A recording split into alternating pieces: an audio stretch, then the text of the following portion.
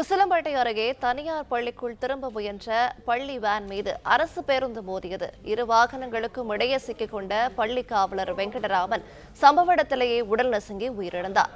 காயமடைந்த 10க்கும் மேற்பட்ட குழந்தைகள் மருத்துவமனையில் சிகிச்சை பெற்று வருகின்றனர். விவரங்களை தருகிறார் செய்தியாளர் ராஜ்குமார். வணக்கம். சம்பவம் தொடர்பான விவரங்களை சொல்லலாம்.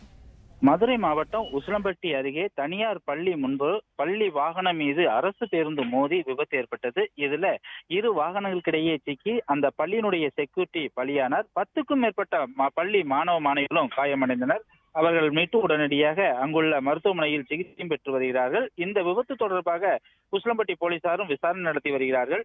மதுரை மாவட்டம் உசிலம்பட்டி அருகே தொட்டப்பநாயக்கூர் தனியார் அதாவது ஆட்சி இன்டர்நேஷனல் பள்ளி முன்பு பள்ளி மாணவ மாணவிகளை பள்ளிக்கு வேனில் ஏற்றி வந்தார்கள். அப்போது மதுரையிலிருந்து தேனி நோக்கி சென்ற அரசு பேருந்து அந்த வேனு மீது மோதியது.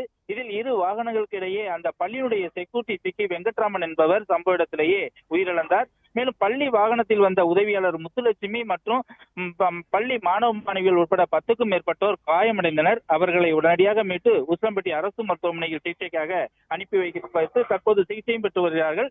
இந்த விபத்து தொடர்பாக உசிலம்பட்டி போலீசாரும் வழக்கு பதிவு செய்து விசாரணை நடத்தி வருகிறார்கள். மேலும் அதாவது உசிலம்பட்டியின் அருகே இந்த பள்ளி வாகனம் அரசு பேருந்து பள்ளி வாகனம் மீது மோதி அந்த விபத்து ஏற்பட்டது பரபரப்பை ஏற்படுத்தி இருக்கிறது.